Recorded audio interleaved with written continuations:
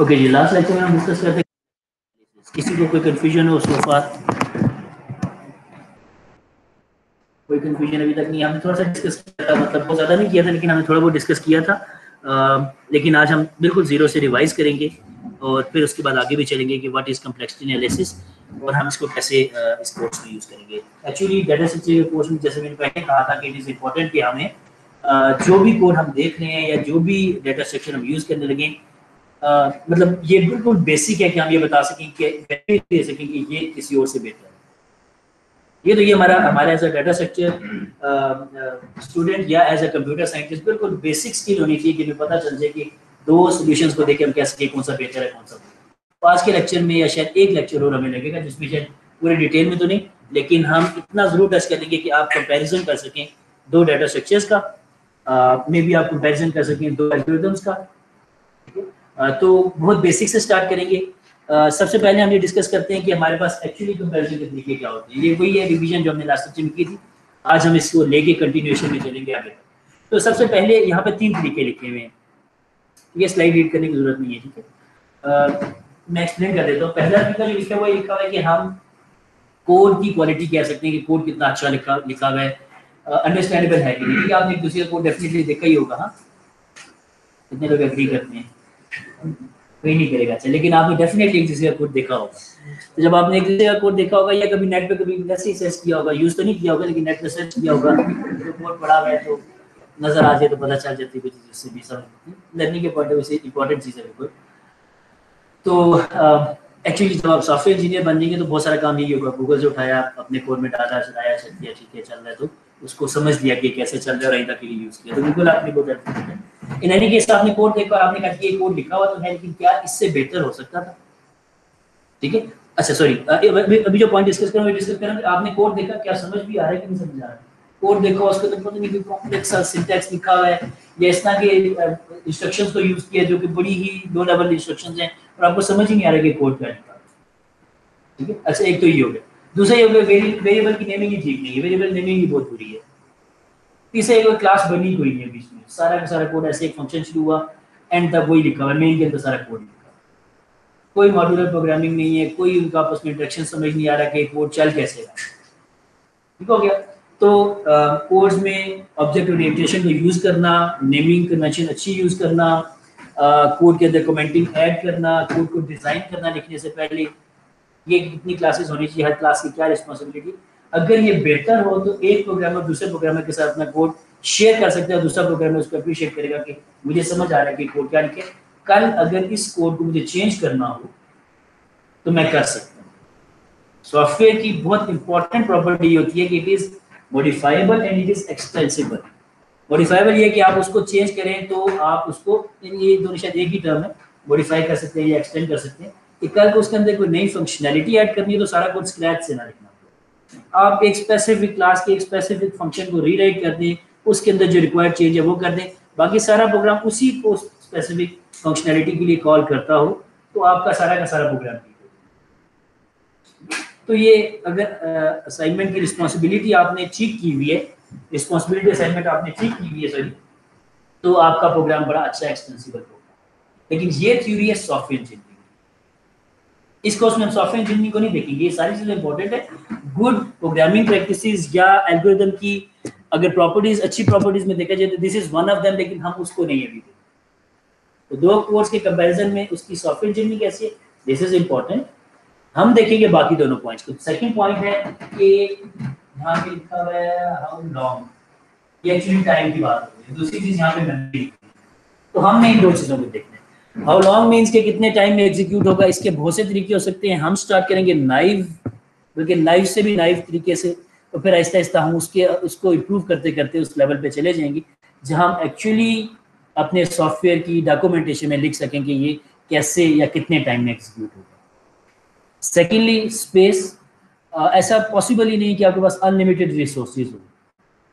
Space आपने जब भी यूज करनी है तो आपको उसकी कॉस्ट देनी है। आपके लैपटॉप के अंदर या आपके सिस्टम के अंदर, सर्वर के अंदर बहुत सी स्पेस अवेलेबल हो सकती है, लेकिन अनलिमिटेड नहीं हो सकती ना। अनलिमिटेड कवर तो नहीं आप साथ लगा सकते ना। तो जब भी आप किसी सॉफ्टवेयर को रन करेंगे तो साथ आप बताएंगे कि इतनी रैम होनी चाहिए, इतनी हार्ड डिस्क में या रैम में स्पेस एक्स्ट्रा होनी चाहिए, तब ये प्रोग्राम रन होगा, वरना नहीं रन। हमने इस चीज़ के ऊपर फोकस करना है, ठीक है। स्पेसिफिकली हम इसमें इस चीज़ पे फोकस नहीं कर रहे कि कितना डाटा स्टोर करने के लिए टाइम चाहिए, हम प्रोसेसिंग के वक्त कितनी स्पेस चाहिए उसकी बात करें, ठीक है। ये ध्यान में रखना, ठीक है। ये थोड़ा सा डिफरेंस हो गया। ऐसा ना हो कि आप ऐसे समझ रहे हो कि जो प्रोग्राम की इंस्टॉलेशन के लिए स्पेस हार्ड डिस्क पे चाहिए होती है वो भी इंक्लूड है, हम उसकी बात नहीं करें। हम बात करेंगे जब प्रोग्राम रन होता है, उसको हमको इनपुट देते हैं, तो एक स्पेसिफिक साइज के इनपुट पे कितनी प्रोसेसिंग स्पेस चाहिए, उसकी रैम में कितनी स्पेस चाहिए प्रोसेसिंग। डायनेमिक मेमोरी भी जी आप पहले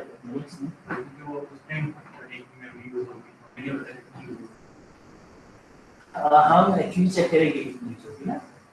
अच्छा, एक क्वेश्चन इनफैक्ट बड़ा लॉजिकल क्वेश्चन है कि पहली चीजें में यही आती है कि डायनेमिक मेमोरी में तो पता ही नहीं कितनी स्पेस यूज होगी है ना, लेकिन डायनेमिक मेमोरी किसके लिए एलोकेट करेंगे, जो यूजर ने इनपुट दी होगी। तो अगर हम कान को यूजर के इनपुट से पकड़ लें तो है ना, समझा दी बात, तो कितनी मेमोरी एलोकेट करनी हमें नजर आ जाएगी। हम जब भी बात करेंगे तो हम बात करेंगे यूजर की इस इनपुट के अगेंस्ट क्या, ठीक है। तो आपका क्वेश्चन मेरे ख्याल होपफुली ठीक आंसर हो गया। तो डायनेमिक मेमोरी में भी हमें पता होगा कितनी मेमोरी चाहिए, ठीक है जी। तो टाइम कम्प्लेक्सिटी, स्पेस कम्प्लेक्सिटी अगर इंपॉर्टेंट है तो इनमें करना क्या है, जो कि मैंने एक्सप्लेन किया कि टाइम कम्प्लेक्सिटी में हम चेक करेंगे कि एक प्रोग्राम कोई गारंटी देने की कोशिश करेंगे इतनी देर में जरूर एग्जीक्यूट हो जाएगा given the size of input, ठीक है। ये कुछ कंडीशन साथ हैं कि ये पता होगा तो हम बता सकते हैं, वरना हम नहीं बता सकते। और दूसरी स्पेस कम्प्लेक्सिटी में हम बताएंगे कि इसको रैम की कितनी स्पेस चाहिए, ये प्रोग्राम इतनी इनपुट को प्रोसेस कर सके, क्योंकि कभी कभी एक इनपुट को प्रोसेस करने के लिए बहुत सारा डाटा एक्स्ट्रा भी जनरेट होता है। कुछ एल्गोरिथम्स ऐसे होते हैं कि जो रन होते हैं तो आपने भी उसको 5 एलिमेंट्स इनपुट दिया, लेकिन 5 एलिमेंट से आउटपुट तक पहुंचने के लिए उसको बीच में बहुत सारी और कैलकुलेशंस करके वैल्यू स्टोर करनी पड़ती है। तो जितनी भी कैलकुलेशन करके वैल्यू स्टोर करेगा वो हमारे एनालिसिस का पार्ट होना चाहिए कि अगर 5 इनपुट है तो इसके अगेंस्ट 50 एलिमेंट्स की नई मेमोरी एलोकेट होती है, फिर दोबारा आउटपुट उस 5 के अगेंस्ट एक वैल्यू आता है, ठीक है। या में भी आउटपुट भी हमारी पूरी की पूरी एक बहुत बड़ी सी एरे आ जाती है। ऐसा एल्गोरिथम हो सकता है जो कि फॉर एग्जांपल आपने 5 वैल्यूज दी, आपने कहा जी इसके ऑल पॉसिबल कॉम्बिनेशंस बता दें, इसी काम के लिए रिक्वायर्ड हो सकता है। किसी जगह पे जिंदगी में यूज करेंगे ऐसा कुछ ऑल पॉसिबल कॉम्बिनेशन या ऑल पॉसिबल कॉम्बिनेशन बतानी हो किसी एक चीज की, ऐसा हो सकता है। आप जब भी ऑप्टिमाइजेशन पे जा रहे होंगे, बेस्ट सिनेरियो फाइंड करेंगे, तो आप ऑल पॉसिबल कॉम्बिनेशन निकालेंगे और उसके बाद आप बताएंगे कि this one is the best. एक स्ट्रेटजी ये डेफिनेटली होगी। जैसे कि फॉर एग्जांपल आप अपने घर से यूनिवर्सिटी आए, तो यूनिवर्सिटी तक पहुंचने के कितने रास्ते एग्जिस्ट करते हैं, आप उनको प्रून तो जरूर कर सकते, प्रून करने वाले फिल्टर करना, आप उनको कुछ को फिल्टर कर देंगे कि यार एक रास्ता तो जा ही ऑपोजिट डायरेक्शन में रहा है, इसको तो वैसे ही निकाल दो। तो based on some parameter value, input की वैल्यू कि आपने जिस तरफ जाना है उस तरफ जाने के पाथ्स की कोई कॉस्ट होगी ना। तो अगर मैं इस पाथ पे जाऊँ तो इतनी कॉस्ट है, दूसरे पे जाऊँ इतनी कॉस्ट है, तीसरे पे जाऊँ इतनी। तो अगर मैं आपको कहूँ कि यूनिवर्सिटी में आने के सारे रास्ते निकालें तो कुछ रास्तों को फिल्टर करने के अलावा आपके पास फिर भी बहुत सी पॉसिबिलिटीज बन जाएंगी। इनफैक्ट ये जो यूनिवर्सिटी वाला चौक है, यहाँ से आने के भी 2 रास्ते बन सकते हैं। आप चौक से टर्न करके आज आप ऊपर से घूम के आते हैं, ठीक है। वो जो जनरल हॉस्पिटल उसके साथ से भी रास्ता है, उससे पहले भी एक और टर्न आता है। तो सिर्फ एक पोजीशन से यूनिवर्सिटी के अंदर एंटर होने के भी आपके पास मल्टीपल पॉइंट्स हैं, तो आपको काफ़ी सारे possible combination given one problem बनाने पड़ सकते हैं। तो प्रॉब्लम इनपुट जो है, क्वेश्चन है कोई कमेंट है, वैसे दिल में आई थी बात करना, शक्ल तो दिखाई, आप नहीं पढ़ते ईमेल्स एचओडी की, एचओडी तो समझते हैं बच्चे उनकी हर बात फरमाबरदारी से मान भी लेते हैं, पढ़ते भी हैं। आप लाजमी अपना पानी साथ रखें, ठीक है, बोतल वगैरह, और ये तो एसओपीज में शामिल है ना। और अगर बाकी क्लास लगे तो वेट करें, मैं भी नहीं पी रहा पानी क्लास में, तो आप क्लास के बाद चलिए। तो जब भी आप इनपुट देंगे, जरूरी नहीं कि जितने इनपुट का साइज है उतने ही आउटपुट का साइज हो, आउटपुट बड़ी भी हो सकती है, ठीक है। तो स्पेस को एनालाइज करना इंपॉर्टेंट है, और गिवन द इनपुट हम बता सकते हैं कितनी एक्स्ट्रा स्पेस कर सकते हैं। तो ये पहली एग्जांपल हमने लास्ट टाइम देखी थी, वही एग्जांपल है ना, यहाँ तक हम पहुंच गए थे, लेकिन लेट्स डिस्कस इट अगेन। और इसमें क्या है जी, अभी ऐसे हमारे लेक्चर इंटरेस्टिंग होना शुरू हो जाएंगे, ठीक है जी। तो इसमें मैं कुछ एग्जांपल्स आज शेयर करूंगा। यहाँ पे देखिए हमारे पास इनपुट है 4 वैल्यूज की, आउटपुट हमारे पास उन्हीं 4 को शफल करके किसी और सीक्वेंस पे ला के आउटपुट बन गई, जो कि सॉर्टिंग एल्गोरिथम है। ठीक है, अब इस एक स्लाइड में जो आपने पिक करना है, अब ये एक्चुअली जो लेक्चर स्लाइड्स बनी है ये बड़ी एक स्टोरी लाइन है जो कि स्टेप बाय स्टेप चल रही है, आपने फॉलो करने की कोशिश करनी है कि इस स्लाइड में जो बताया गया ये अगली स्लाइड में कैसे यूज होगा और उससे अगली में कैसे होगा। आपको नॉलेज स्टेप बाय स्टेप लेकिन बहुत जल्दी ग्रो कर रहा है। ठीक है, ये स्लाइड्स एक स्लाइड में बहुत बड़ी कहानियां बताई गई है, पूरा का पूरा पॉइंट डिस्कस है। इस स्लाइड पे ये डिस्कस किया गया है, ये जो इनपुट है, ये इनपुट को प्रोसेस करने के लिए कोई भी सॉर्टिंग एल्गोरिथम लगाएं, उसके बाद आउटपुट जनरेट कर देगा। ठीक है, सॉर्टिंग हो जाती है। मैं आपको बताता हूँ कि 4 एलिमेंट्स को सॉर्ट करने के लिए 16 स्टेप्स लगते हैं, 16 ऑपरेशंस करने पड़ते हैं, यानी कि कंपैरिजन ऑपरेशन है होता है सॉर्टिंग में, जो कॉमन ऑपरेशन है। आप दो एलिमेंट्स को कंपेयर करते हैं, देख लेते हैं कौन सा बड़ा है, जो बड़ा है उसको आगे रख देते हैं, जो छोटा होता है उसको पिछले इंडेक्स पर रख देते हैं, ऐसे ही होता है। और अगर आप इसको ज्यादा डिटेल में देखें तो क्या होगा, ये जो पहला एलिमेंट है बाकी तीनों से कंपेयर होगा, पता चल जाएगा इसकी पोजीशन क्या है। जब इसकी पोजीशन पता चलेगी तो इसको इग्नोर कर देंगे, दूसरे एलिमेंट को उठा के बाकी से कंपेयर करेंगे, उसकी पोजीशन पता चलेगी, तीसरे को चेक करेंगे तो शायद चौथे की जरूरत ना पड़े हमें। लेकिन इन एनी केस अगर ये जो नंबर ऑफ स्टेप्स बने हैं इनको आप रफली भी काउंट करके आप कहेंगे कि एक एलिमेंट के लिए 3 कंपैरिजन, दूसरे एलिमेंट के लिए 2 कंपैरिजन, तीसरे एलिमेंट के लिए 1 कंपैरिजन। ठीक है, और अगर मैं थोड़ा सा ज्यादा वो क्या कि पहले एलिमेंट के लिए 4 कंपैरिजन कर देता, ठीक है, जैसे ये n-1 बनता था, लेकिन अगर मैं इसको कह देता कि हर एलिमेंट को दूसरे से कंपेयर करना होता है तो ये वाला फार्मूला बनता है। अगर इसको मैं बहुत बड़े नंबर के लिए कर लूं तो ये बन जाता है, ये सम के किसके ऊपर होता है। ठीक है, मैं आपको ऐसे फार्मूला बता देता हूं, मैं जनरल फार्मूला। ठीक है, मैथमेटिक्स आपने पढ़ी होगी ना, सीरीज अरिथमेटिक सीरीज है, कैल 1 में भी पढ़ी होगी अभी। ठीक है, 1 + 2 + 3 अप टिल n, अगर n टर्म्स को सम करना हो तो फार्मूला बनता है n + 1 होल बाय 2। ठीक है, मैंने वैसे आपको रफली बता दिया और आइडिया दे दिया कि ये यही काम कर रहा है। एक एलिमेंट के लिए, यानी कि जो सेकंड लास्ट एलिमेंट है उसके लिए 1 कंपैरिजन है, उससे पहले वाले एलिमेंट के लिए 2 कंपैरिजन है, उससे पहले वाले एलिमेंट के लिए 3 कंपैरिजन है। तो अगर ये बहुत ज्यादा एलिमेंट्स होंगे तो मेरे पास फार्मूला ऐसे बनता है। तो मैंने यहाँ से निकाला था, वैसे मैं थोड़ा सा रफली बता दिया था कि अगर 4 एलिमेंट्स हैं तो 16 कंपैरिजन है, लेकिन यहाँ पे एक n-1 तो ये शायद 16 ही है, 9 कंपैरिजन। ठीक है, रफली। ठीक है, अब आप इनमें से एक चीज पिक कर ले। ठीक है, मैं कहता हूँ चलिए आप 9 पिक करने, 16 ना पिक करने, ये थोड़ा सा लूज टर्म थी कि मैक्सिमम 16 से ज्यादा कभी नहीं हो सकते, लेकिन अगर मैं थोड़ा सा ज्यादा क्लोजली एनालाइज करूँ तो शायद 9 से ज्यादा कंपैरिजन इस एक सॉल्यूशन में नहीं हो सकते, इससे कम ही होंगे। ठीक है, लेकिन क्या ये एल्गोरिथम जो लिखा हुआ है सॉर्टिंग का, जिसको बॉक्स के अंदर अभी ब्लैक बॉक्स का किया हुआ है, अगर मैं इसको देखता, इसको निकाल, ठीक है, इसको ज्यादा फोकस नहीं करना, ये जो मैंने लिखा है बहुत बात की बात है, इतनी जल्दी अभी आप नहीं पहुंचेंगे इसमें। ठीक है, लेकिन आइडिया ये था कि हमने कह दी थी कि इस 4 एलिमेंट्स की जो इनपुट थी इसको सॉर्ट करने के लिए मुझे 9 स्टेप्स, 9 कंपैरिजन स्टेप्स लास्ट भी चाहिए। ठीक है जी, तो क्या यही 9 स्टेप्स लेंगे अगर एलिमेंट्स 4 की जगह 5 हो जाएं? ज्यादा हो जाने चाहिए ना। हमने थोड़ा सी रफ सा नाइफ सा वे आइडिया देखा तो सहने से, ठीक है, हमने रफ से ही देखा तो हमें आइडिया हो गया कि अगर ये 4 की जगह 5 होते तो कंपैरिजन ज्यादा हो जाता, 5 की जगह 6 होते हैं तो कंपैरिजन उससे भी ज्यादा हो जाता है। तो जो इनपुट साइज है वो हमारे जो एल्गोरिथम है उस एल्गोरिथम के नंबर ऑफ स्टेप्स को ज्यादा या कम कर सकते हैं। तो जो टेक अवे स्लाइड से वो ये है कि वी शुड ऑलवेज कंसीडर के इनपुट साइज क्या है। ठीक है, तो जब भी हम एनालिसिस करेंगे तो यहाँ पे अगर मैं 4 एलिमेंट्स है तो मैं इस एल्गोरिथम के एनालिसिस कभी भी 4 एलिमेंट्स के बेस पे बताऊंगा, मैं इसका एनालिसिस हमेशा n एलिमेंट्स के बेस पे। ठीक हो गया, तो इस स्लाइड से हमने भी किया कि हमारा एनालिसिस जब भी होगा हम generalise analysis for n elements करेंगे, कभी भी हम फिक्स जो एग्जांपल स्लाइड पे लिखी होगी या किसी जगह लिख के दी होगी उससे एनालिसिस करके गारंटी नहीं दे रहे होंगे। ठीक है, तो एनालिसिस में पहली चीज होती है कि वी ऑलवेज टेक n। ठीक है जी, फंक्शन ऑफ इनपुट साइज। हम जब काउंट करेंगे तो ऐसे करेंगे। अब इस एग्जांपल में देखें, बड़ी कॉमन सी एग्जांपल है, हमने लास्ट में देखी थी लास्ट लेक्चर में। ठीक है, तो जी नहीं देखी थी, देखी थी। फाइंड मैक्स लॉजिक कोई बच्चा एक्सप्लेन कर दे, आप बता दें। अच्छा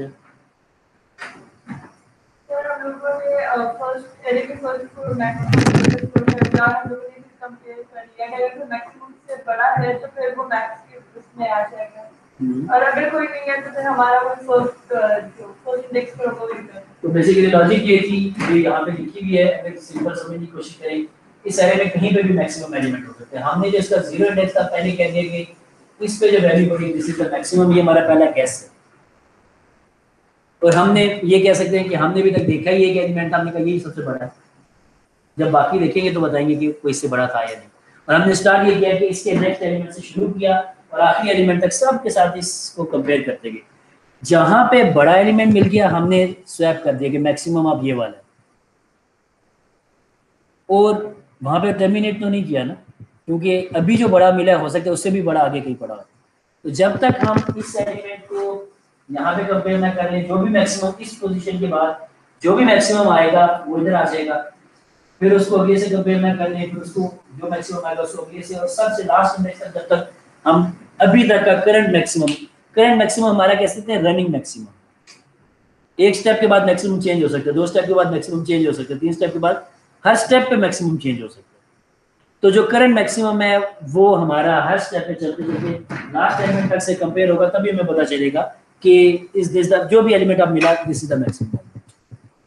ठीक है, तो ये लॉजिक ही है, इसके अलावा कोई लॉजिक से बन भी नहीं सकती नेक्स्ट एलिमेंट फाइंड करने की। ठीक है जी। तो अगर इसमें आप देखिए कि अब हमें ये पता है, पहली स्लाइड में पता चल गया था कि हमने इनपुट को किससे लेकर चलना है, हमने इनपुट साइज को लेकर चलना है जब भी हमने कंपैरिजन करना है। तो यहाँ पे अब हम कंपैरिजन करने लगे हैं। ठीक है जी। तो अगर आप यहाँ पे देखें, एक चीज इसमें ये है जो इस स्लाइड से पिक करना है, वो पिक करना है कि ये जो स्पेसिफिक एल्गोरिथम है, ये एल्गोरिथम अपना बिहेवियर हमेशा एक सा ही रखता है। यहाँ पे 4 एलिमेंट हो इसमें ऐसे ही रन होगा, 5 एलिमेंट हो इसी तरह से रन होगा, 6 एलिमेंट हो इसी तरह से रन होगा। कंपैरिजन में अगर आप ये सॉर्टिंग एल्गोरिथम देखें तो इसमें भी ऐसे ही होता है, 4 एलिमेंट्स हो तो इसी तरह से रन होगा, 5 एलिमेंट्स हो तो उसी तरह से रन होगा, 6 एलिमेंट्स हो तो उसी तरह से रन होगा। पहले को बाकी सबसे कंपेयर किया, अपनी पोजीशन पे डाला, फिर दूसरे को सबसे कंपेयर किया, अपनी पोजीशन पे डाला। सरफेस पे एक जैसे लग रहे हैं दोनों, सरफेस पे दोनों एल्गोरिथम्स एक जैसे लग रहे हैं कि अगर एलिमेंट 4 होंगे तब भी एल्गोरिथम उसी तरह रन होना है ना, 5 होंगे तब भी उसी तरह से रन होना है, 6 होंगे तब भी उसी तरह से रन होना है। तो सॉर्टिंग का तरीका तो चेंज नहीं हो जाएगा ना। लेकिन इसमें एक सॉर्टिंग एल्गोरिथम एक ट्रिक और भी है। कुछ सॉर्टिंग एल्गोरिथम्स ऐसे होते हैं जो कि अगर डाटा के 4 एलिमेंट्स ही हो, लेकिन अगर जैसे यहाँ पे 4 तो 5 3 1 2 इनका सिर्फ सीक्वेंस चेंज कर दें, लिखा जाए मे बी 1 2 5 3, प्रॉपर्टी क्या चेंज हुई है, data is already quite sorted. तो सॉर्टिंग एल्गोरिथम्स अपनी नंबर ऑफ स्टेप्स चेंज कर लेगा और कंसिडरेबली चेंज कर लेगा। देयर इज सॉर्टिंग एल्गोरिथम बहुत सारे, देयर इज वन एल्गोरिथम जो कि अगर डाटा ऑलरेडी काफी सारा सॉर्टेड हो तो वो सिर्फ उस पोर्शन को, उतने से पार्ट को सॉर्ट करके जो नहीं सॉर्टेड था ब्रेक कर देगा। ठीक है, तो सॉर्टिंग एल्गोरिथम थोड़ा सा ट्रिकी हो सकते हैं, लेकिन जैसे ये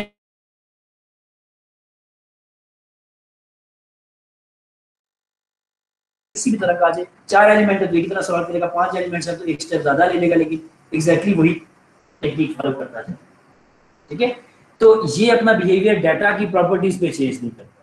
तो simplest form of an algorithm. Yes,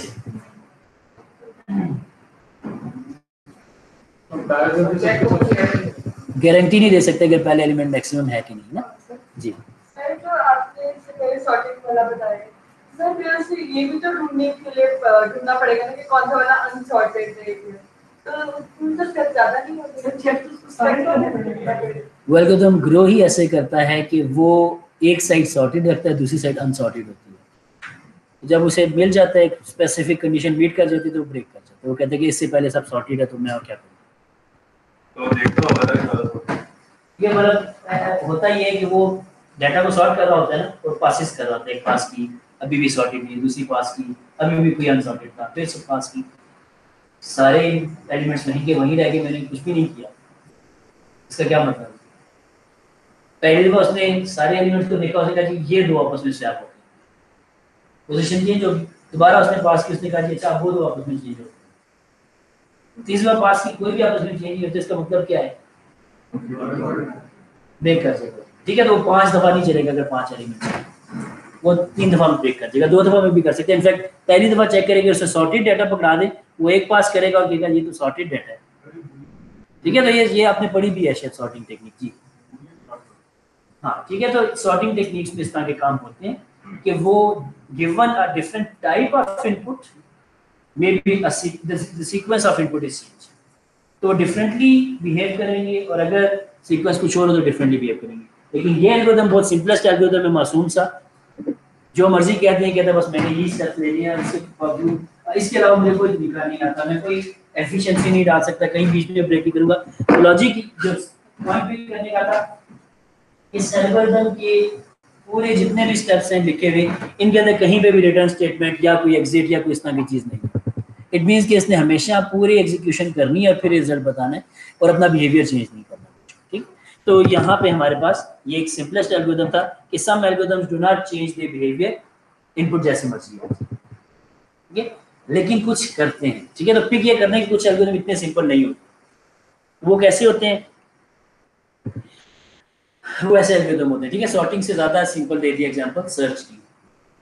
अब ये सर्च एल्गोरिथम जो है ये आप बता दो चलो कि सर्च एल्गोरिथम ये वाला जो लिखा हुआ है बिल्कुल लीनियर सर्च है, कोई नया काम नहीं है, आपने पढ़ा है इसको। ठीक है, तो इस सर्च एल्गोरिथम के अंदर सबसे जल्दी ये कब एग्जीक्यूशन टर्मिनेट करेगा? बेस्ट केस जो वैल्यू सर्च करते हैं, देखिए इसमें पैरामीटर क्या है, x को सर्च कर रहे हैं in the array of n elements, ऐसे ही। तो अगर x पहले इंडेक्स पे पड़ा हो तो खत्म, एक स्टेप नहीं, सर्चिंग खत्म होगी। तो सर्चिंग एल्गोरिथम ऐसा है कि जो कभी बहुत जल्दी टर्मिनेट कर जाएगा उसी डाटा पे, कभी बहुत लेट टर्मिनेट करेगा। तो बेस्ट केस तो बहुत सिंपल था, नजर आ गया पहले एलिमेंट पे पड़ा हुआ है। ठीक है, अच्छा अगर बीच में कहीं पड़ा तो आप ढूंढ लेंगे, कभी पहले इंडेक्स पे नहीं मिलेगा तो दूसरे पे मिल जाएगा, तीसरे पे मिल जाएगा, लेकिन n से पहले किसी इंडेक्स पे डाटा मिल जाएगा। अच्छा, सबसे ज्यादा स्टेप्स कब मिलेगा?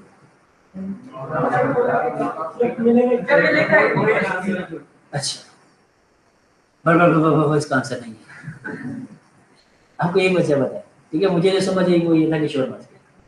नहीं, आपसे नहीं पूछूंगा बच्चे, आप जब नाम है। अच्छा, एक और अपनी मैंने सुना पड़ी थी,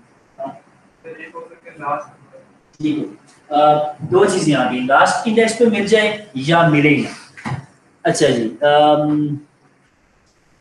हाजिक आप एक्सप्लेन करना चाहोगे इन दोनों में डिफरेंस क्या है? लास्ट पे भी मिलेगा तो एक तरफ ज्यादा होगा। हाजिक आप? मैं आपका नाम क्या है?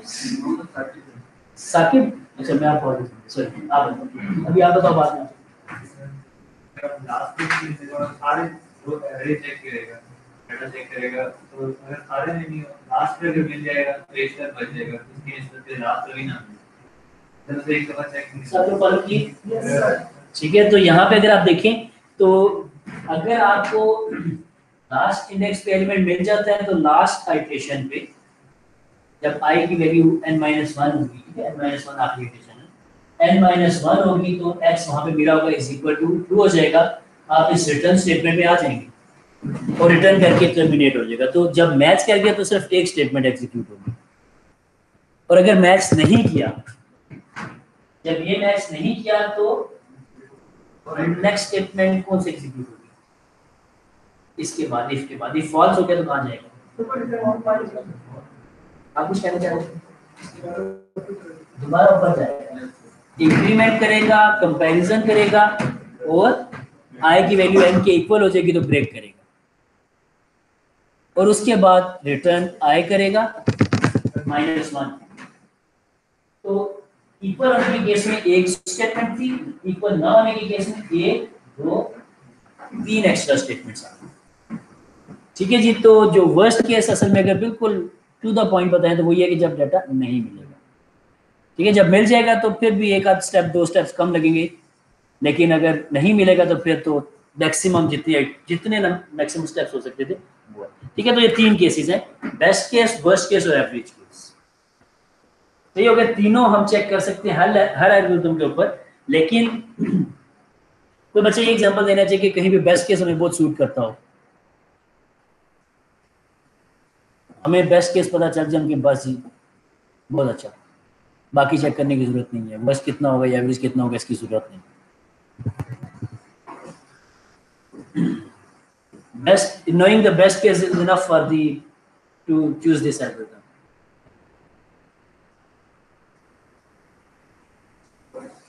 चलिए कोई रियल लाइफ एग्जांपल दें, छोड़े डाटा स्ट्रक्चर बड़े, डाटा स्ट्रक्चर तो है प्रॉब्लम सॉल्विंग ना, तो कोई रियल लाइफ एग्जांपल है जहाँ पे कुछ सिनेरियो है जहाँ पे आप कहेंगे कि यार ये चीज इस स्पेसिफिक जगह पे सबसे अच्छी लगती है, ये यहीं पे होनी चाहिए।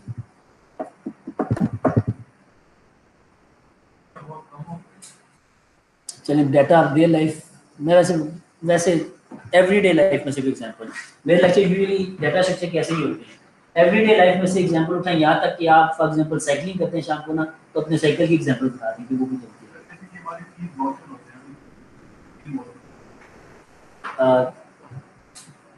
तो बेस्ट केस क्या है?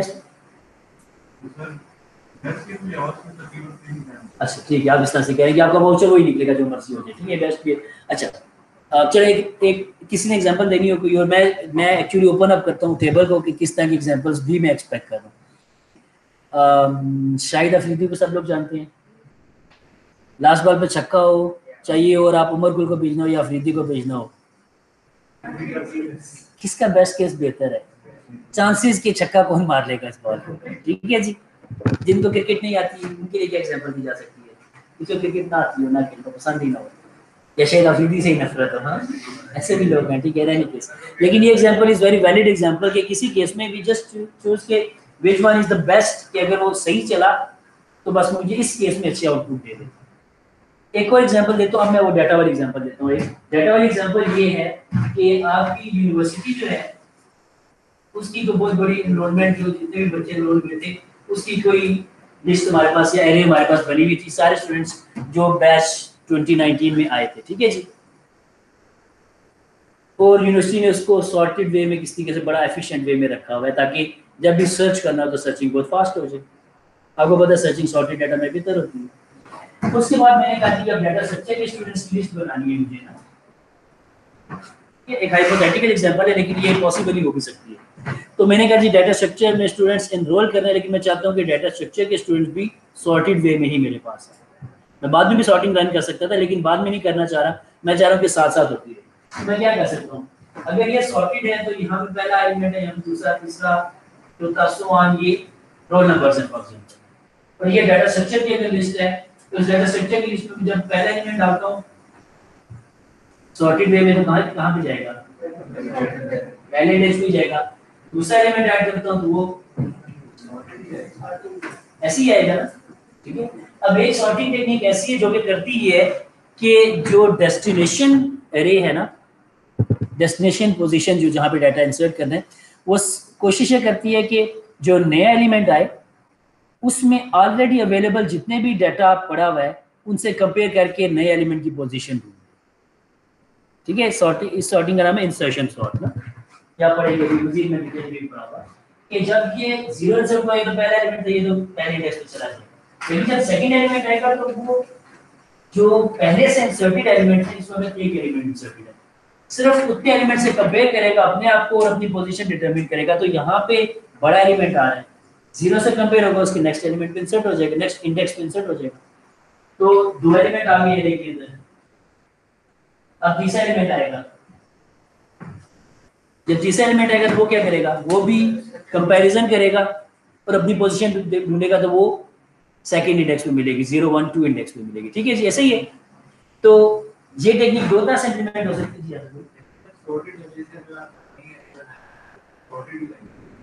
नहीं, जहां पे सॉर्टेड एरे से सॉर्टेड एरे बना रहे हैं, ये सिनेरियो मैंने बताया।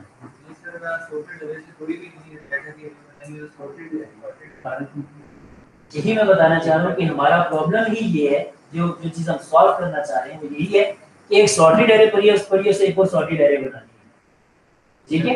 अगर आप उसमें कोई डाटा फेच करते हैं वो सर्च इसी हिसाब से करेगी कि फर्स्ट से सेकंड इंडेक्स पे जाएगी, तो ऐसा हो नहीं सकता कि बड़ा डाटा पहले आ सॉर्टेड ही आएगा, नहीं है तो वो सॉर्टेड आएगा। अच्छा, मैं दूसरे एंगल से बताता हूँ बात। मैं ये कहना चाह रहा हूँ कि यहाँ पे सॉर्टिंग टेक्निक्स बहुत सारी होती है। एक सॉर्टिंग टेक्निक हुआ जो मैं एक्सप्लेन कर रहा हूँ, जो कि आपको बड़ी लॉजिकल लगती है, ठीक है। लेकिन एक सॉर्टिंग टेक्निक, यही सॉर्टिंग टेक्निक अगर इम्प्लीमेंटेशन अदर वे राउंड करता तो वो ऐसे कर सकता था कि जब गिवन एलिमेंट आया ना तो इसे इससे कंपेयर किया पहले, बाद में इससे कंपेयर किया, लेफ्ट टू राइट कंपैरिजन करें, पहले जीरो इंडेक्स से कंपेयर करें, फिर फर्स्ट इंडेक्स से कंपेयर करें और फिर पोजीशन डिटरमाइन करें, क्योंकि ऑलरेडी सॉर्टेड एरे है ना, तो इंडेक्स जीरो से सॉर्ट करना, सॉर्टिंग वाली चेक करना शुरू करें, जहां पे मिले कि इससे बड़ा एलिमेंट आ गया है, नए एलिमेंट से बड़ा एलिमेंट मिल गया है, तो उसे शिफ्ट करें, यहाँ पे नया एलिमेंट इंसर्ट कर दे और बाकी को आगे शिफ्ट करें। शिफ्टिंग तो मैंडेटरी है ना, अगर पहले 4 एलिमेंट्स पड़े, 5वां एलिमेंट छोटा आ गया तो बाकी सबको शिफ्ट तो करना ही पड़ेगा। ये तो इनबिल्ट सी बात है कि सॉर्टेड डाटा में इंसर्ट में बाकी को शिफ्ट करना पड़ता है। जो आपने एल्गोरिथम की बात की है, उससे मेरा भी दोबारा दोनों को कंपेयर करना पड़ेगा, हम सिर्फ फर्स्ट वैल्यू पे करके मतलब आपने पहले 0 रखा फिर 1, तो मैं अगर इस तरह से कंपैरिजन शुरू करूं तो एक स्टेप में हमेशा से, ठीक है। तो यही डिफरेंस है कि जो इंप्लीमेंटेशन है, दो एल्गोरिथम्स हैं, काम एक ही कर रहे हैं, और अगर हमें एग्जैक्टली सिनेरियो 100% पता हो तो वो बात है, अदरवाइज अगर ये दो इंप्लीमेंटेशन मौजूद हो तो आप कौन सी पिक करेंगे? देखिए आप कहते हैं कि मैं राइट से लेफ्ट पे कंपेयर करने वाले अगर इंप्लीमेंटेशन पिक करूं तो जो नया एलिमेंट सोर्स एरे से पिक करूंगा हमेशा आखिरी से कंपेयर होगा और उसके नेक्स्ट इंडेक्स पे ऐड हो जाएगा। दूसरे तरीके से कर जरूर सकता था कि नया एलिमेंट पिक करूं, डेस्टिनेशन में 0 1 2 3 सबसे कंपेयर करूं, तो जहां पे पोजीशन मिले वहीं पे इंसर्ट करूं, ठीक है। अब ये दो डिफरेंट वेज थे, लेकिन मैंने इररिस्पेक्टिव के बाकी क्या कुछ हो सकता था जो राइट टू लेफ्ट कंपैरिजन वाली टेक्निक, इररिस्पेक्टिव के उसमें इसके अलावा और क्या क्या सिनेरियोज आ सकते थे, इस करंट सेटअप के अंदर ये बेस्ट, इसका बेस्ट केस क्या है, एक कंपैरिजन के बाद नेक्स्ट इंडेक्स पे डाल जी सर। राइट टू लेफ्ट का कंपैरिजन करें आप समझ गए कि आप इसको पहले एलिमेंट राइट करेंगे, ये जब 2 आएगा ना, 2 आके जब पहला कंपैरिजन करेगा तो 1 से करेगा, और अगर ये 1 से बड़ा तो नेक्स्ट इंडेक्स पे चला जाएगा। दूसरी टेक्निक ये, जब ये 2 आएगा तो पहले 0 से कंपेयर होगा, बड़ा है नेक्स्ट से कंपेयर होगा, बड़ा है तो उसके आगे चला जाएगा। ये तो सिनेरियो बनाया मैंने specially design for this example. असल में तो ऐसा नहीं होगा ना, यू हैव 2 एरेज, किसी भी तरह की हो सकती थी, ठीक है, लेकिन we have the scenario is के मे बी एनरोलमेंट में 100% सॉर्टेड डाटा ना हो, कोई एक आध थोड़ी सी पोजीशन पे कुछ सॉर्टिंग चेंज होगी, किस वजह से होगी हो, जब आपने स्टूडेंट्स को एनरोल किया था सॉर्टेड थे, बाद में स्टूडेंट ने फ्रीज कराया, दोबारा आके 2 बैचेस के बाद दोबारा से ज्वाइन किया, उसका रोल नंबर चेंज हो गया, अब पोजीशन उसको फिर भी एरे में शायद वही मिली, क्योंकि उसके साथ के स्टूडेंट्स अभी भी यूनिवर्सिटी में मौजूद हैं, उसकी पहले पोजीशन थी, वहां से हमने डिलीट किया था, फ्रीज किया था, दोबारा रोल नंबर चेंज हो गया, तो वो नई वैल्यू है जो कि सॉर्टेड है। अब ये इस तरह के एक आध ऊपर सिनेरियोज बीच में एनरोलमेंट वाली लिस्ट में मौजूद है, 100% सॉर्टेड नहीं, लेकिन हमने ये पिक किया कि देयर आर चांसेस कि सोर्स एरे भी सॉर्टेड है और डेस्टिनेशन भी सॉर्टेड चाहिए, तो वो टेक्निक जो इसका बेस्ट सिनेरियो बेहतरीन है इसकी वन स्टेप, हम उसको पिक करें। तो कभी कभी बहुत स्पेसिफिक सिनेरियोज में बेस्ट केस भी काम आ जाए, ठीक है, लेकिन लॉन्ग टर्म में बेस्ट केस को पिक करना अच्छी बात नहीं है, क्योंकि बेस्ट केस हमेशा नहीं आएगा। ये सिनेरियो लॉन्ग टर्म में भी शायद ऐसे ही रहेगा, लेकिन अगर आप जनरल कहना शुरू कर दें कि मैं हमेशा वही सॉर्टिंग टेक्निक पिक करूंगा जिसका बेस्ट केस बेहतर होता है, तो ये अच्छी चॉइस नहीं है, ठीक है जी। तो टेक अवे ये था कि best case is not always necessary, बिल्कुल कभी कभी हमें बेस्ट केस पे भी रिलाई करना पड़ता है, लेकिन जब हमें 100% पता हो कि सिनेरियो ऐसे ही रहेगा जो गिवन है, इसी सिनेरियो पे हमने हमेशा चलाना है, तो बेस्ट केस इंप्लीमेंट करेंगे, वरना नहीं, ये जनरलाइज नहीं। अदरवाइज हमारे पास एवरेज और worst case are better predictor कि हमारा सॉफ्टवेयर कैसा बनेगा, एफिशिएंट होगा या नहीं होगा। अच्छा जी, वर्स्ट केस कैसे निकालेंगे, ये आपने आइडिया यहाँ से लगा दिया था ना, क्या सर्च करना था, क्या ढूंढना था, क्या जनरेट करना था, सबसे बुरी वाली क्या हो सकती है पता चलेगा। एवरेज केस किस लग रहा है वो कैसे पता चलेगा, आप बताओ, एवरेज केस कैसे कैलकुलेट होगा, कुछ आइडिया रहा इसने नहीं पढ़ा सकता, आप कुछ आइडिया दे सकते हो पहले नहीं कर बस एवरेज केस कैसे होना चाहिए, कैलकुलेट कैसे होना चाहिए।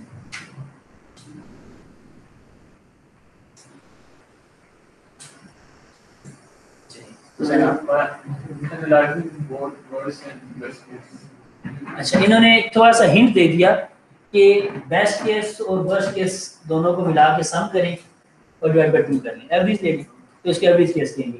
कुछ हिंट किसी के जरिए दोबारा बताओ जी। अगर हमारे पास सिनेरियो ऐसा हो कि हमारे पास एरे हो और हमने इसके अंदर से दरमियान का डिले फाइंड करना है, एवरेज वैल्यू फाइंड करना है। उसके बाद हमारा जो एल्गोरिथम होगा वो एग्जैक्टली एवरेज तक चलेगा। अच्छा, जो सॉर्टिंग या सर्चिंग में हमारे पास पहले और आखिरी के अलावा बाकी सारे ही वर्स्ट या बेस्ट केस में, तो हम किसको एवरेज पिक करें? एग्जैक्ट मिडल वाले को। मतलब ये पॉइंट तो नहीं था कि एग्जैक्ट मिडल वाले को पिक करें, कोई भी हो सकता है उनमें से, है ना जी। नहीं, एल्गोरिथम एक ही चलेगा, एल्गोरिथम चेंज नहीं होगा, एल्गोरिथम तो यही रन होगा ना। हाँ, आप डाटा को उठा के देख लीजिए, वो बात है। बल्कि काशिफ की बात में सेंस बनती है कि इन्होंने कहा कि लूप को दोनों तरफ चला, लूप तो एक ही तरफ से चलाएंगे, डाटा को एक इस तरफ डाल दें उल्टा, एक बार सीधा डाटा देख लें। तो जो आप कहना चाह रहे हैं, मैं इसको जरा एलैबोरेट कर देता हूँ। मैं तो आप ये कहना चाह रहे हैं कि डाटा की डिफरेंट डिस्ट्रीब्यूशन बना लें, उनके ऊपर ये एल्गोरिथम चला के देख लें। साइज 10 नहीं, आपने साइज फिक्स कर दिया कि 10 एलिमेंट्स के ऊपर ही चलाऊंगा, लेकिन आपने पहले एक डिस्ट्रीब्यूशन दी, दूसरी डिस्ट्रीब्यूशन दी, तीसरी दी, चौथी दी, हर तरह की डिस्ट्रीब्यूशन आपने रैंडम नंबर जनरेट कर दी और रैंडम एलिमेंट फाइंड करना शुरू कर दिया, ठीक है। और आपने 1000 टाइम्स रन किया, और आपने 1000 टाइम्स की बात कर दी कि out of 1000 times on the average कितना टाइम लगा। तो सारे जो 1000 टाइम्स नंबर ऑफ स्टेप्स लगे थे, पहली दफा 5 लगे, दूसरी बार 8 लग गए, एक बार 0 लग गया, 1 लग गया, एक दफा n-1 स्टेप्स लगे, 10 भी आ गया, 10 भी आ गया। तो 1000 टाइम जितने भी स्टेप्स लगे थे, सारे स्टेप्स को सम किया, डिवाइड बाय 1000 कर दिया। यही आप कह रहे थे ना? एग्जैक्टली आप यही कह रहे थे एग्जैक्टली, ठीक है, मैंने बताया। तो this is the average case, ठीक है। आप क्या कह रहे हैं?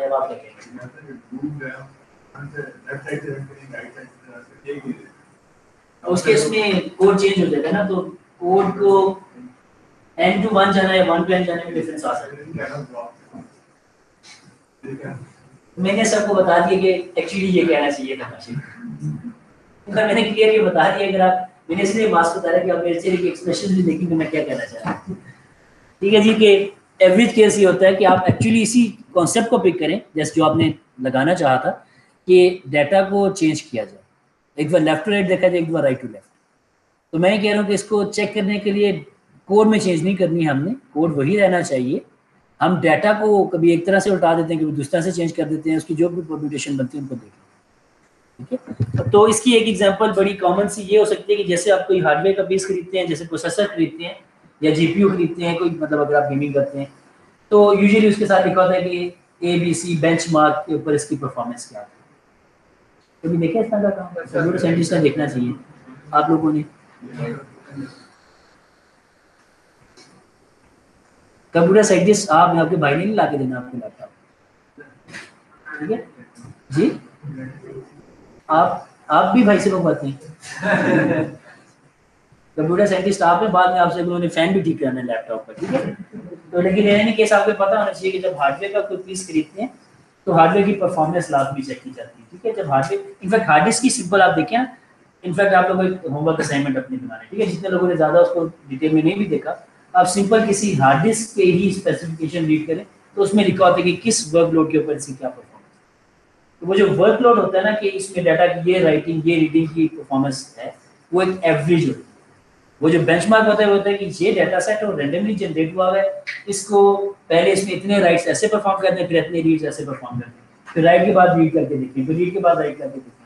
सारे जितने पॉसिबल रैंडमाइज किस्म के सिनेरियोज होते हैं, सारे रन करने के बाद वो एवरेज परफॉर्मेंस बता देते हैं कि हर रीड ने कितना स्टेप किया, हर राइट कितना टाइम किया, और हर राइट ने कितना टाइम, ठीक है। तो this is an example of average case, ठीक है जी। आप दूसरी तरह से बिल्कुल लेमैन एग्जांपल नहीं, जैसे भी ले सकते हैं कि आप यूनिवर्सिटी आते हैं सुबह, और यूनिवर्सिटी की बस कभी जल्दी आ जाती है, कभी लेट आ जाती है, तो आप नोट करें अपने महीने के बाद जाकर डायरेक्टर को शिकायत लगा, ठीक है। कि बस यूजुअली ज़्यादातर इसका टाइम जो वो 8:05 होता है, हमारी क्लास 8:35 होता है, हमारी क्लास 8:30 पर शुरू हो जाती है। तो this is a case of average time, ठीक है। तो एवरेज केस भी हमें अच्छा, एवरेज केस हमें बहुत ज़्यादा फायदा दे देता है। थोड़ा सा टाइम और स्पेंड करते हैं इसी के ऊपर, एवरेज और वर्स्ट केस के ऊपर। एवरेज केस जो है स्पेसिफिकली एक सॉर्टिंग टेक्निक की है जिसका नाम है क्विक सॉर्ट। आपने शायद देखी ही होगी, या मे भी अगर आपने नहीं देखी क्विक सॉर्ट, तो जो क्विक सॉर्ट है इसलिए इम्प्लीमेंटेड है STL के अंदर। आपने जब STL में अगर सॉर्ट का फंक्शन कॉल किया था तो उसके बैकएंड में जो सॉर्टिंग कॉल होती थी वो क्विक सॉर्ट कॉल होती थी। रीज़न ये है कि मैथमेटिकली इट इज़ प्रूवन कि क्विक सॉर्ट बाकी सारी सॉर्टिंग टेक्निक से बेहतर है। ये कौन सी स्टेटमेंट है? अजीब सी स्टेटमेंट है ना। बेहतर इस तरीके से है कि उसका एवरेज केस बाकी सबसे बेहतर है। वर्स्ट केस सारों का एक ही जैसा बनता है, विच इज इक्विवेलेंट टू के अगर n साइज के इनपुट है यानी कि 10 एलिमेंट्स हैं तो n स्क्वायर यानी कि 100 स्टेप्स देता है। बाकी सारी सॉर्टिंग टेक्निक्स का वर्स्ट केस यही है जो क्विक सॉर्ट का भी यही है। लेकिन क्विक सॉर्ट की अगर एवरेज केस का एनालिसिस करें तो वो बाकियों से बहुत बेहतर है, which is less than considerably less than n square. और उसका वर्स्ट केस वो केस है कि अगर आपके पास 10 एलिमेंट्स है, 10 एलिमेंट के ऑल पॉसिबल अगर यूनिक एलिमेंट्स है तो ऑल पॉसिबल परम्यूटेशंस क्या बन सकती हैं इनपुट डाटा की।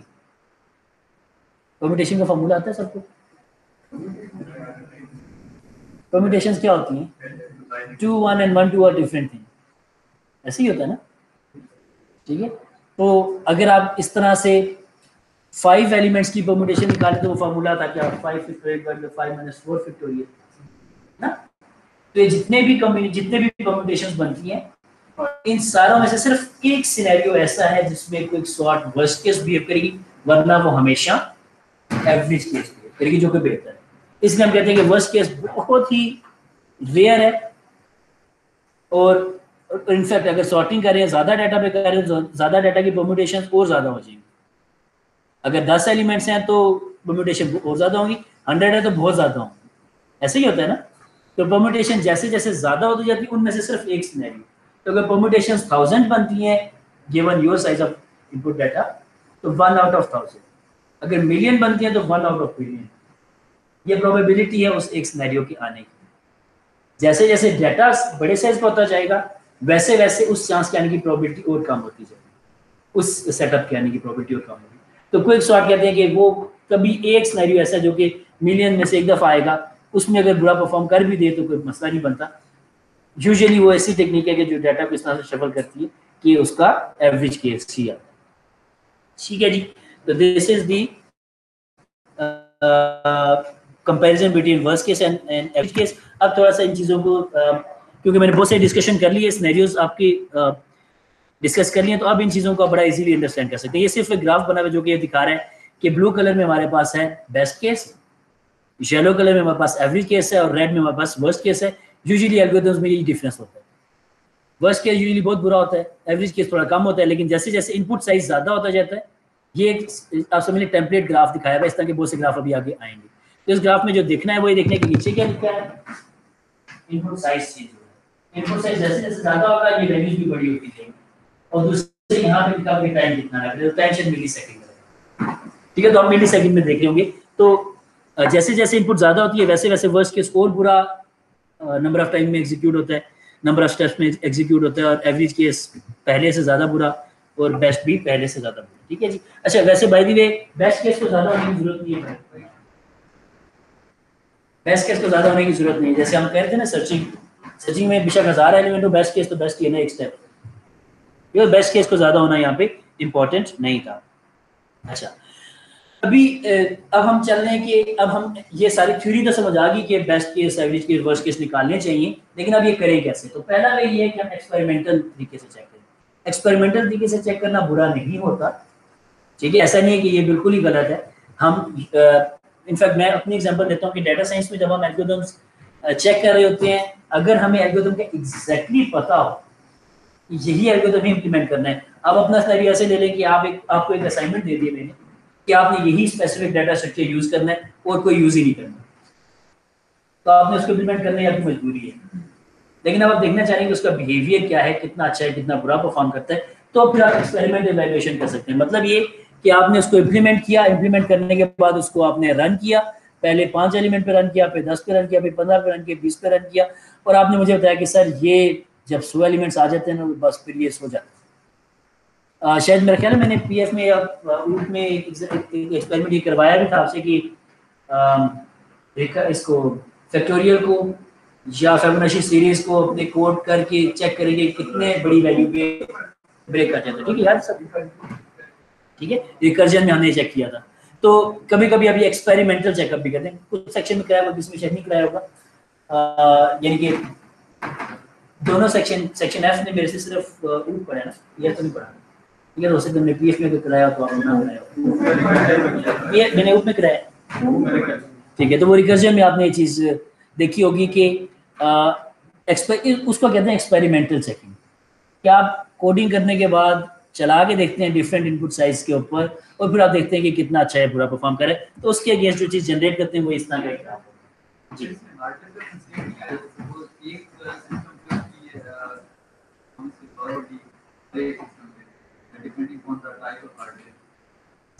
ठीक है, तो मैंने बातों में इसके दो नुकसान बताए थे, पता नहीं कितनों ने नोट किए। एक ये था जो मैंने भी बताया, इस एक्सपेरिमेंटल इवैल्यूएशन का एक नुकसान जो बड़ा अच्छा पिक किया आपने, साकिब ने जो पिक किया वो ये था। अच्छा, मैं वैसे सारी जिंदगी आपको मुजाहिर समझता रहा हूँ, सारी जिंदगी इनके पिछले 6 महीने और हाजिक समझता रहा हूँ, हाजिक ही बैठा रहा। मेरा ख्याल है मैंने उसमें भी रिकॉर्डिंग में भी हाजिक का नाम लिया था, ज़हन में मेरी ये वाली शक्ल थी लास्ट लेक्चर में, हाजिक ये साकिब, ठीक है साकिब। लेकिन मेरे ज़हन में ये था कि साकिब ज़्यादा बोलता था और आपको मेरे ज़हन में आप ही बोलते थे। ज़हन वो स्टैप हो गया, नेक्स्ट एलिमेंट स्टैप हो गया। अच्छा जी, तो जब पॉइंट ने रेज किया कि यहाँ पे सबसे बड़ा चैलेंज ये है कि मुझे एग्जैक्टली इन सारे एक्सपेरिमेंट्स के अंदर बाकी एनवायरनमेंट को कांस्टेंट करना है। बाकी एनवायरनमेंट में क्या कुछ आता है, आपका लैपटॉप अगर चार्जिंग पे लगा हुआ है तो चार्जिंग पे लगा हुआ है, ऐसा ना हो कि चार्जिंग लगा के चले और चार्जिंग उतार दे, ये वर्स्ट एग्जांपल है इसकी। लेकिन इसके अलावा क्या कुछ होता है कि लैपटॉप के अंदर रैम में कितनी स्पेस थी जब पहली दफा रन किया था, कितनी स्पेस थी जब दूसरी दफा रन किया। मे बी ये चीज़ भी एक इंपॉर्टेंट फैक्टर हो कि उस वक्त आपका सीपीयू की टेम्परेचर क्या था पहली दफा रन करने पे, दूसरी बार रन करने पे क्या था, ये भी शायद मैटर करता हो। क्योंकि जब मे बी आपकी किसी तरीके से हार्डवेयर अपनी परफॉर्मेंस को ऑप्टिमाइज करता हो, अगर वो ज़्यादा हीटअप हो रहा है तो शायद थोड़ा सा स्लो होके कूल डाउन होता हो, मे बी, ठीक है। इसी हार्डवेयर में ऐसी चीज़ हो सकती है। जस्ट ऐसा भी हो सकता है कि आपका ऑपरेटिंग सिस्टम जिस वक्त पहली दफा आपने रन किया उस वक्त बिल्कुल फ्री था, जब दूसरी बार रन किया तो उस वक्त उसको किसी और हार्डवेयर की इंटरप्ट आई हुई थी, आपने नेट में भी कोई ब्राउजर ओपन किया था जिसपे कोई डाटा रिसीव करना था, ठीक है। तो ये सारी चीज़ों को कांस्टेंट करना is bit of a challenge, जो मुश्किल है, हो भी नहीं सकता जी। तो एक्सपेरिमेंटेशन जो है इसके ऊपर 100% रिलाई नहीं करना चाहिए। हमें प्रोग्रामिंग से पहले एनालाइज करना होता है कि हमारा प्रोग्राम किस तरह चलेगा, क्या उसमें, फिर अगर हम एक्सपेरिमेंटल करते हैं तो उसमें हमारा टाइम वेस्ट नहीं होता कि हम पूरा this is the second drawback of this. ये नहीं करेंगे मैं रनिंग में मैं जो बोलेंगे हां ये साइड पे सब लिखा है, ठीक है। टेस्टिंग के दौरान भी स्लाइड चेक कर लेना, उसमें सब लिखा है, ठीक है। तो दिस इज ये मैंने बोला भी था कि इम्प्लीमेंटेशन करने के बाद ये कि मैं 2 मिनट का 2 मिनट छोटा सा पॉज दिया था मैंने पहले प्रोजेक्ट पूरा, अगर किसी ने नोट किया तो मैंने बोला था इम्प्लीमेंटेशन करने के बाद हम ये करेंगे, तो बाद में मैंने आपको सोचने का टाइम दिया था। तो वेरी गुड पॉइंट, ठीक है, कि इम्प्लीमेंटेशन करने के बाद एक्सपेरिमेंटेशन करें तो फिर आप चूज क्या करें, दुनिया जहाँ के सारे डाटा स्ट्रक्चर उठा के लिए सबको इम्प्लीमेंट करें, उसके बाद सबको रन करें, फिर बताएं कि 50 बाइक को रन किया, दूसरे को रन किया, तीसरे को रन किया, फिर पता चले जी पहला बेहतर, ठीक है। तो ये टेक्निक इसलिए बेहतर है। तो इसीलिए जो एग्जांपल भी मैंने दी थी कि मैंने आपके ऊपर फोर्स कर दिया कि असाइनमेंट में यही डाटा स्ट्रक्चर लेकर आएंगे, अब आपके पास कोई चॉइस नहीं बची, तो अब इम्प्लीमेंटेशन करने के बाद एक्सपेरिमेंटेशन, ठीक है। अब कंफर्म हो गया कि मैंने एग्जांपल भी ऐसी दी थी कि इम्प्लीमेंटेशन करने पे फोर्स किया, कुछ और चेक नहीं करना, कंपेयर नहीं करना, ठीक है। लेकिन ये काम हम करते होते हैं, खासतौर पर डाटा साइंस के अंदर मैंने जब जिक्र किया था पहले, तो उसको मैं एक्सप्लेन करता हूँ कि वहाँ पे ये काम होता है कि मैंने एक एल्गोरिथम इंप्लीमेंट किया, I just want to check के अब करना तो यही है क्योंकि यही बेस्ट चॉइस थी मेरे पास, लेकिन क्या मैं इसको इस हार्डवेयर के ऊपर रन कर भी सकता हूँ कि नहीं, मैं लैपटॉप पे रन करूँ या मैं जाके सिंपल कोलैब के ऊपर जाके, कोलैब गूगल की अपनी सर्विस है, ठीक है, तो मैं कोलैब के ऊपर जाके जो उसकी क्लाउड सर्विसेज है उस पर जाके स्टूडेंट अकाउंट बनाऊँ और उसके ऊपर ज़्यादा परफॉर्मेंस, ज़्यादा प्रोसेसिंग पावर और ज़्यादा स्पेस लेके रन करूँ। तो मैं छोटा सा setup with some limited input laptop पे चला के देखूंगा, फिर उसको एक्स्ट्रापोलेट करूंगा। याद है सबको एक्स्ट्रापोलेशन क्या होती है, या इंटरपोलेशन तो नहीं कहते इसको, लेकिन यानी कि गिवन डाटा से बाहर की वैल्यूज को प्रेडिक्ट करना, कि अगर 100 पे ऐसे कर रहा है तो 150 पे कैसा परफॉर्म करेगा, 200 पे कैसा परफॉर्म करेगा और 1000 पे कैसा परफॉर्म करेगा। तो अगर मैं ये एनालिसिस कर लूँ तो मैं कह सकता हूँ कि यार इस लैपटॉप पे रन किया तो नहीं रिजल्ट, इसकी रैम एग्जॉस्ट हो जाएगी, जब रैम एग्जॉस्ट हो जाएगी हार्ड डिस्क को यूज़ करेगा, फिर जब हार्ड डिस्क को यूज़ करेगा तो कोई गारंटी नहीं रहेगी कि कितना टाइम में रिजल्ट आता है। तो मैं उस केस में सिर्फ ये चेक करने के लिए कि क्या ये जो स्पेसिफिक इम्प्लीमेंटेशन है इसे लैपटॉप पे रन करूँ या इसे किसी क्लाउड सर्विसेज पे जाके ज़्यादा प्रोसेसिंग पावर या ज़्यादा स्पेस लेके जीपीयूज पे रन करूँ तो सही रिजल्ट आएगा, टाइमली रिजल्ट आएगा। ठीक है, तो उस केस में ये एक्सपेरिमेंटेशन इंपॉर्टेंट हो जाती है। तो यहाँ पे भी यही प्लॉट है, इनपुट साइज और मेरी साइज। ठीक है जी किसका था किसका फोन, अब तो शक्ल भी नहीं पता चलेगी ना किसका फोन था। पहले तो शक्ल नजर आई थी ऐसे किसियानी सी हुई थी, मैं कहता था यार यही है। चलो अभी नहीं, इस दफ़ा नहीं, ठीक है, क्योंकि पिछले सेक्शन में मैंने कुछ नहीं कहा, लेकिन नेक्स्ट टाइम से जब फोन बजेगा खुद ही से आपने खड़े हो जाना है, ऐसे हंसते हंसते जाना है कैफे से समोसे लेकर।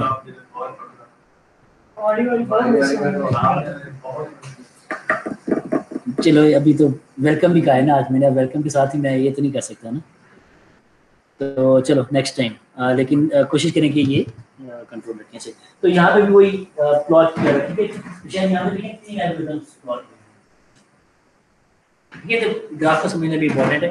यहाँ पे 3 एल्गोरिथम्स डिफरेंट है जो कि प्लॉट हुए हैं, जो कि अपना बिहेवियर दिखा रहे हैं। या 3 एल्गोरिथम्स नहीं है, ये भी हो सकता है कि एक ही एल्गोरिथम को एक ही इनपुट साइज पे 3 दफा रन किया और तीनों को लिख दिया, तो आइडिया हो गया कि रफली इतनी ही वैल्यू आती है। नहीं ये क्या समझ आया, चलिए देखिए ये है कि जब मैंने फॉर एग्जांपल अगर ये 50 तक है तो ये शायद 10 एलिमेंट्स, ये शायद 20 है, 30 है, 40 है, 50 है, सही है। तो जब 10 एलिमेंट्स के लिए रन किया तो फौरन से रिजल्ट आ गया, मे बी ये मिलीसेकंड 1000 है ना, यहाँ पे शायद 100 है, ऐसे ही 100 मिलीसेकंड में रिजल्ट आ गया। जब ये 20 पे रन किया तो शायद 400 पे आया, जब 30 पे रन किया तो तकरीबन 800-900, जब इस पर रन किया तो 1000 से ज़्यादा मिलीसेकंड हो, इस तरीके से। और हर एक इनपुट साइज के लिए मैंने 3 दफा रन, ठीक है, तो ये ऐसे बना हुआ ग्राफ है। अब ये तो बहुत सिंपल है, लेकिन ऐसे हम आगे चलेंगे तो ये वो 3 चीज़ें लिखी हुई है कि it is necessary to implement, ये ड्रॉबैक्स हैं एक्सपेरिमेंटल सेटअप के, कि आपने हमेशा उसको इम्प्लीमेंट करने के बाद ही चेक करना है। इम्प्लीमेंटेशन कर ली तो फिर रह क्या पीछे, हम उसी से तो बचना चाह रहे थे। हम डिज़ाइन करना चाहते, चूज़ करना चाहते कि which is the best choice here, तो वहाँ पे इम्प्लीमेंटेशन करने के बाद थोड़ी चॉइस होती है। अच्छा, तीसरा पॉइंट जो साकिब ने बोला था जी कि 2 एल्गोरिथम को कंपेयर करने के लिए सेम हार्डवेयर चाहिए। दूसरा पॉइंट जो है यहाँ पे वो ये है कि इनपुट, तो कुछ एल्गोरिथम इनपुट के सीक्वेंस पे भी डिफरेंट आउटपुट दिखा देते हैं। तो पॉसिबली ये जो सिनेरियो था ये तीनों एवरेज केसेस थे, मतलब ना बेस्ट केस ना वर्स्ट केस। ऐसा हो सकता था पॉसिबली कि ये जो 30 साइज की इनपुट थी, इस 30 साइज की इनपुट पे बेस्ट केस यहाँ पे भी लाइक ऐसा हो सकता था ना, लेकिन बाय चांस तीनों रन में वो बेस्ट केस नहीं आया, ठीक है। तो ये इंडिकेटिव, ये जो ग्राफ बन रहा है ये कोई इंडिकेटिव नहीं है कि हमने 100% ठीक एनालिसिस कर लिया है। इस एनालिसिस के बाद जो भी रिजल्ट आ रहा है it is 100% the prediction of our desired algorithm, ठीक है। तो ये तीनों चीजें इश्यूज हो सकते हैं कि 100% ठीक हम अभी भी नहीं देख सकते, हार्डवेयर का इशू आ सकता है और इम्प्लीमेंटेशन के बाद, तो ये 3 इश्यूज है, ठीक है जी। तो हमें जाना पड़ेगा थ्योरेटिकल एनालिसिस पे। अब थ्योरेटिकल एनालिसिस पे जब हम जाएंगे तो फिर हमने क्या करना है, अब हमें एक्चुअली कोड को देखना पड़ेगा, ठीक है। या अच्छा यहाँ पे ध्यान रखना है कि फिर मैं कोड का लफ्ज यूज कर रहा हूँ, कोड को नहीं, हमें लॉजिक को देखना है। लॉजिकली एग्जैक्टली C++ या किसी लैंग्वेज में लिखा हुआ कोड मौजूद होना जरूरी नहीं है। मैथमेटिकल फार्मूला भी लिखा हो किसी चीज का तो हम चला सकते हैं, ठीक है। बहुत सी एल्गोरिथम्स का एक मैथमेटिकल फार्मूला 1 लाइनर लिख देने से पूरा एल्गोरिथम समझ आ जाए। एक रिकरेंस होती है, रिकरेंस पढ़े मैथ्स में पढ़े होंगे रिकरेंसेस, डिस्क्रीट में पढ़े, ठीक है। तो मैं भी इसको डिटेल में नहीं लेके जाता, लेकिन कुछ एल्गोरिथम्स होते हैं जिनकी पूरी की पूरी एक्सप्लेनेशन एक रिकरेंस में होती है। सिंपल आप एक लिखते हैं कि f(n) = ब्रैकेट के अंदर 3 पॉसिबल उसके सिनेरियोज होते हैं, लिख देते हैं। तो यू नो कि आपने सारी वैल्यूज पर चलना है और ये 3 केसेस चेक करने हैं, अगर मिल गया तो ये रिजल्ट है, दूसरा मिल गया तो दूसरा रिजल्ट है, वरना तीसरा रिजल्ट है, जिस तरह से वो बनी होती है। तो हमें एक्चुअली कुछ मैथमेटिकल इसकी फाउंडेशंस देखनी पड़ेगी, ठीक है। तो सबसे पहली चीज़ ये है कि हमने C++ कोड नहीं लिखना, हमें मैथमेटिकल या उसके लॉजिक के ऊपर जाना है। तो लॉजिक के लिए लिखा है सूडो कोड, ठीक है। यहाँ पे पाइप लाइन नहीं लिखना, सूडो कोड असाइन डिस्क्रिप्शन का वर्ड लिखेंगे हम बिल्कुल पेंसिल से लिखा हुआ पेज के ऊपर लिखी हुई चीज पे भी चल जाएंगे कि हम इसे एनालाइज कर सकते हैं कम से कम कि हमारा इंप्लीमेंटेशन किस तरह से जा रही है। ठीक है जी। अच्छा जी, तो अच्छा अब हमने करना क्या है कि ये जो थ्योरेटिकल एनालिसिस है इसको मैं स्टेप बाय स्टेप चलाता हूँ। ये जो कहानी लिखी है सारी मैं स्टेप बाय स्टेप साथ साथ डिस्कस करता हूँ। सबसे पहला काम आपने ये करना, जब भी कोई पीस ऑफ कोड मिले तो उसमें आपने डिफरेंट लैंग्वेजेस हो सकती है, कोई हाई लेवल लैंग्वेज हो सकती है, कोई लो लेवल हो सकती है। हमने यूनिट ऑपरेशन के ऊपर जाना। हमने कभी भी ये नहीं गिनना कि एग्जैक्टली लाइनें कितनी है, लाइंस ऑफ कोड कितने हैं। लाइंस ऑफ कोड गिनना किसी हाई लेवल लैंग्वेज में बहुत कम हो सकता है, किसी लो लेवल लैंग्वेज में बहुत ज़्यादा हो सकता है। लेकिन हमने हाई लेवल लैंग्वेज की भी जो एक बड़ी स्टेटमेंट लिखी हुई है जो कि एक लाइन पे लिखी हुई है, उसको भी ब्रेक डाउन करना और ब्रेक डाउन करना इन टर्म्स ऑफ ऑपरेशंस।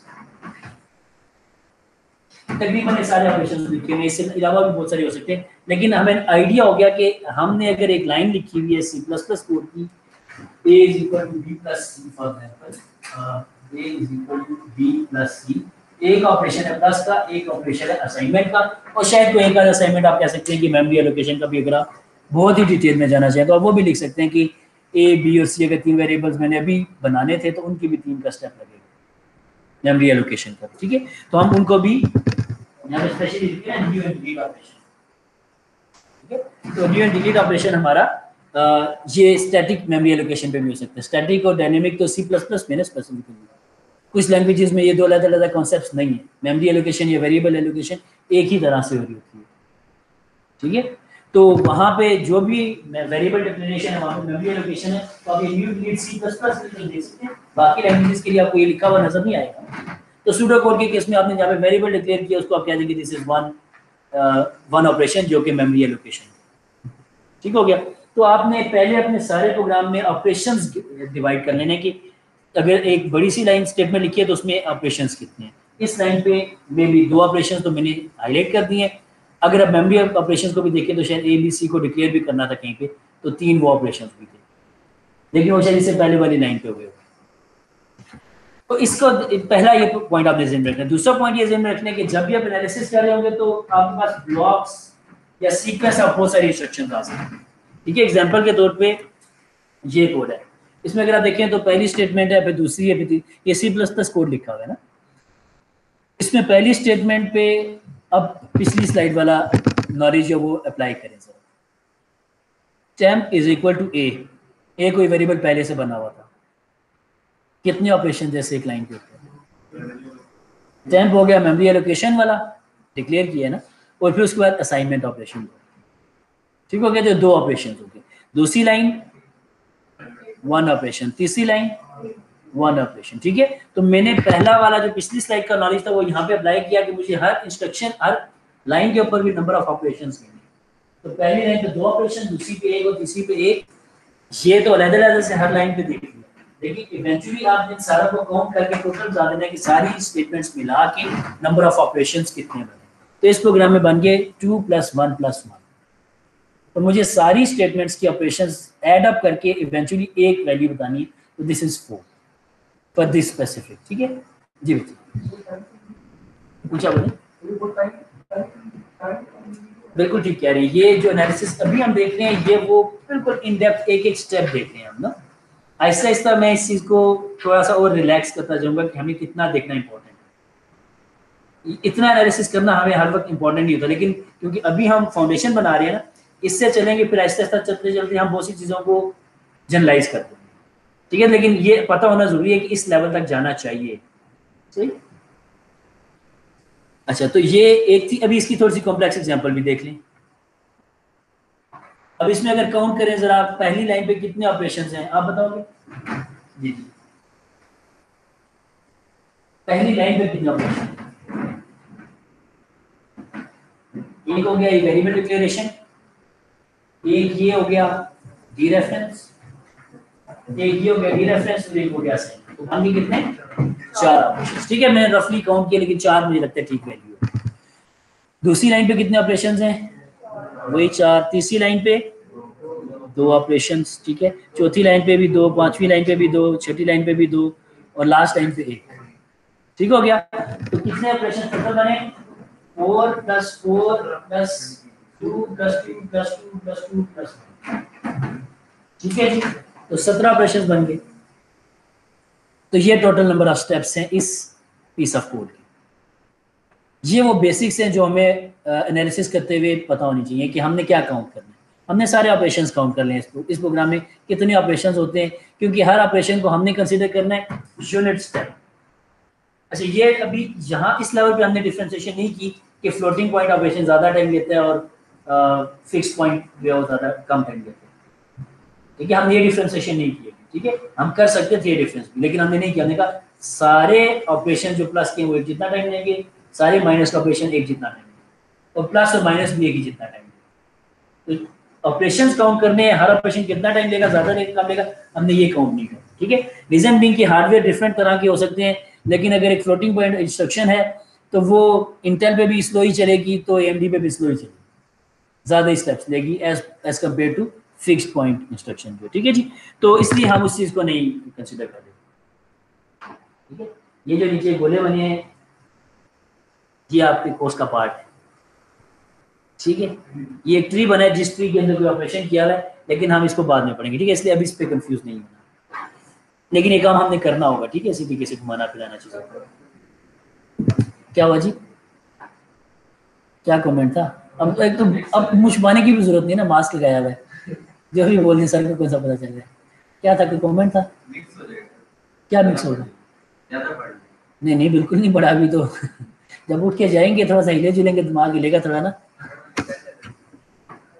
चलिए जी, थोड़ा सा कानों पे मास्क लगाना, कानों से ना निकले।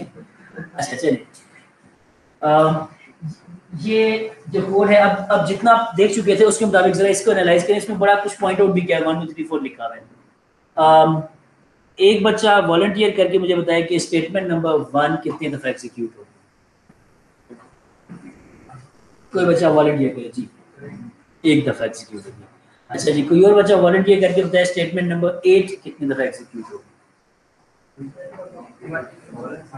1 टाइम। ठीक है, कोई और बच्चा वॉलंटियर करके बताया कि स्टेटमेंट नंबर 2 कितनी दफा एग्जीक्यूट होगी। एक दफा। ठीक है काशिफ, ठीक है।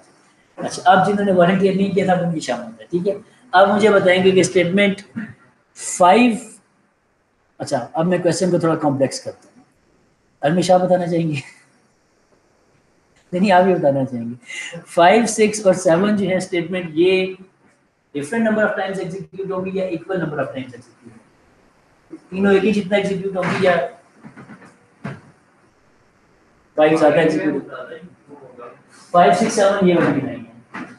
ये लाइन लूप के अंदर, उसमें इसे असाइनमेंट प्लस और रीडिंग तीनों ऑपरेशन एक ही जितने होंगे। अगर लूप एक दफा चलेगी तो एक ही दफा होंगे। ठीक है, तो ये 5 6 7 equal number of times execute, जितनी दफा होंगे ये नहीं पूछा, लेकिन इक्वल नंबर ऑफ टाइम्स होंगे। तो इनको कितनी दफा होंगे ये कौन बताएगा? हाथ खड़ा करेंगे, आप बताओगे? जी जी, एन कैसे निकाला आपने? ठीक है, तो इन्होंने ये देखा कि अब मुझे चेक करना था कि यहाँ पे जो चेंज आया वो एक लूप लगी हुई है। तो अगर लूप लगी हुई है तो मुझे लूप को अनरोल भी करना पड़ेगा कि लूप कितनी दफा एग्जीक्यूट हुई। लेकिन लूप कितनी दफा एग्जीक्यूट हुई है तो यूजर इनपुट दिया हुआ है। प्रोग्राम के पैरामीटर देखें फंक्शन के क्या है। यूजर इनपुट दिया हुआ है ना एन, तो अगर यूजर इनपुट दिया हुआ है एन, तो ये तो यूजर बताएगा, तो मुझे आंसर भी फिर एन की टर्म्स में देना है। अगर एन 5 है तो लूप भी 5 टाइम एग्जीक्यूट होगी, एन 6 है तो लूप भी 6 टाइम एग्जीक्यूट होगी। ये देखिए, लूप 0 से लेकर n-1 तक जा रही है तो n टाइम्स एग्जीक्यूट हो रही है। तो इस लूप की बॉडी के अंदर जो स्टेटमेंट्स हैं वो है 5 6 एंड 7।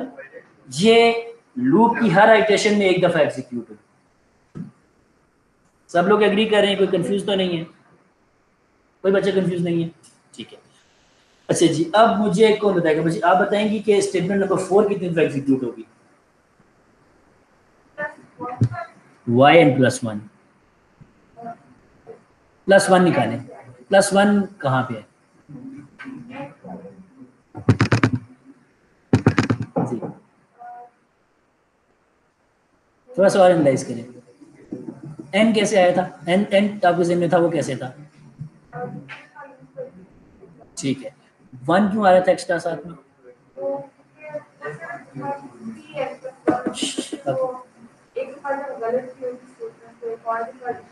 अच्छा, ये चेक करते हैं कि ये जो इन्होंने पॉइंट रेस किया बिल्कुल ठीक रेस किया, ठीक है। इससे अगले क्वेश्चन का आंसर मेरे पास है, इससे मैं क्वेश्चन नहीं पूछूंगा, डायरेक्ट बता। एक्चुअली आप एनालाइज ठीक करनी है, लेकिन आपने जल्दी में शायद आंसर भी कर दिया। आप बताना चाहेंगे आपको आंसर ज़हन में आ रहा था?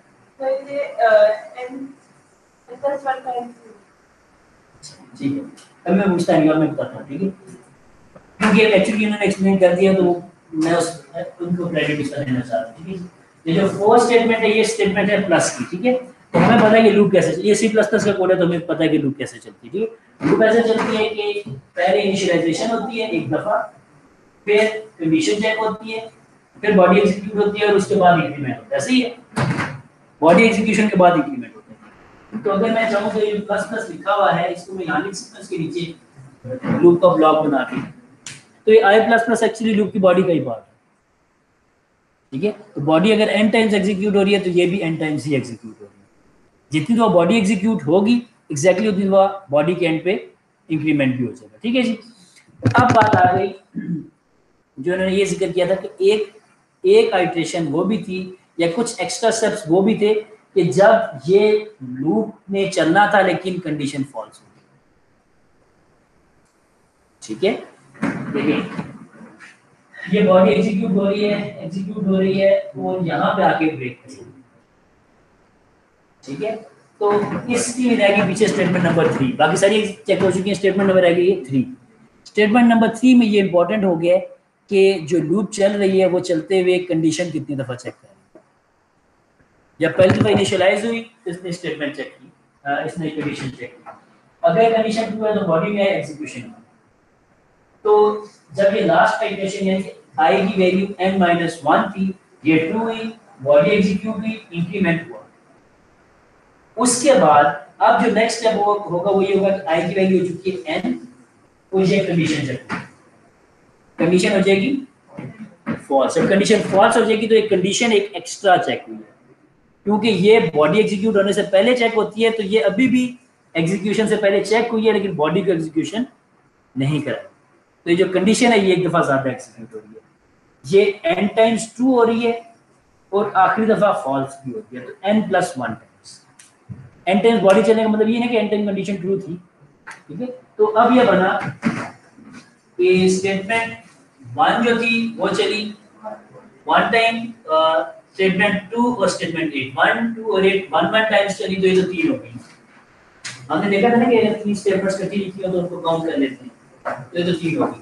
फिर हमने देखा था जी कि 5 6 7 और 4 5 6 7 इस तरह 4 5 6 7 4 स्टेटमेंट चली हैं n टाइम्स, तो हमारे पास ये 4 स्टेटमेंट चल गई n टाइम्स। ये भी ठीक हो गया सबके लिए। अच्छा, अब ये जो थर्ड स्टेटमेंट है ये कितनी टाइम चली है? n+1, ठीक हो गया। फिर याद नहीं ना 1 के लिए क्या हो गया, 1 2 3 भी होगी, 4 भी 5 7 6 सारे होंगे। तो अब ये मेरे पास 3 डिफरेंट काउंट्स आ गए। अब इनका क्या करें? हमने टोटल प्रोग्राम की आउटपुट निकाली, तो कैसे निकालें? ऐड अप करें। तो हम ये कर लेंगे कि 3 + this कितना बन गया? 3 + 1 is 4 और 4n + 1n 5n + 4, ठीक है जी। तो this is the total number of steps जो इस प्रोग्राम ने लेने हैं, ठीक हो गया जी। कोई कंफ्यूजन? तो this is a very simple example के जिसमें आप बता सकते हैं कि एनालिसिस कैसे हो रहा है। ये इसकी डिटेल लिखी हुई है। This is the last slide of this lecture, ये ताकि वो पिछले एग्जांपल कंप्लीट हो जाए जी। ये time complexity, number of steps, ठीक है। अच्छा, सो ये नहीं क्लियर होते, बड़ी इंपॉर्टेंट चीज थी कि मैं ये साइड डिस्कशन जो कर रहा था नंबर ऑफ स्टेप्स की, ये टाइम कॉम्प्लेक्सिटी मैंने हार्डवेयर को एक साइड पे रख दिया, मैंने स्टेप्स को काउंट कर दिया। जिस भी हार्डवेयर पे रन होंगे जो एक्सपेंसिव स्टेप है वो ज्यादा टाइम हर एक के लिए, तो हमने नंबर ऑफ स्टेप्स काउंट कर लिए, नंबर ऑफ ऑपरेशंस काउंट कर लिए, तो this is the time complexity. अब ये जो 5n + 4 था, ये 5n + 4 का बिहेवियर है जो कि देखना इंपॉर्टेंट था। ये समझ आ गया तो समझ आ गया। n = 10 के लिए 54 स्टेप्स, 100 के लिए 500, 1000 के लिए 5004, 1 मिलियन के लिए 5,000,004 स्टेप्स, ठीक है जी। तो ये इसकी ग्रोथ है कि अगर 5n के साथ +4 भी लिखा हुआ है तो क्या होगा, और n के साथ जो 5 लिखा है वो भी होगा तो क्या फर्क पड़ेगा। इसको अगर मैं प्लॉट किया तो कहीं पे नहीं किया, चलिए यहाँ से आगे डिस्कशन में बाद में करूंगा, लेकिन वी हैव सेंस हल्की सी बंदवारा हो चुकी है कि ये जो 4 लिखा हुआ है 5 मिलियन स्टेप्स अगर परफॉर्म हो चुके हैं तो 4 स्टेप्स कौन सा कोई बड़ा बहुत अटेंडेंस है, सही है। तो this 4 looks insignificant in front of 5 million, ठीक है जी, क्या तो इसको इग्नोर कर देंगे, ठीक है। तो ये 4 स्टेप्स को इग्नोर कर देंगे, ये सिग्निफिकेंट नहीं है। क्वेश्चन ये रह जाता है कि 1 मिलियन इनपुट एलिमेंट्स हो, 5 मिलियन आउटपुट एलिमेंट या स्टेप्स लग जाते हो, तो क्या ये 5 भी इंपॉर्टेंट है कि नहीं, आपका क्वेश्चन है।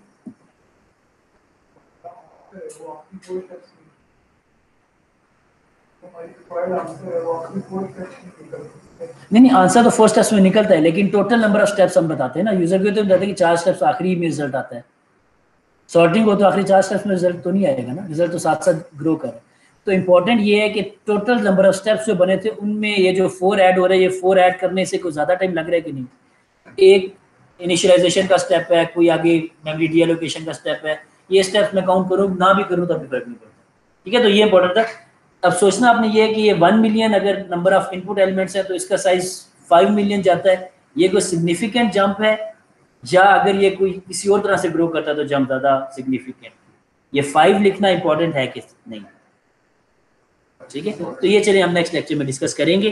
That's it for today.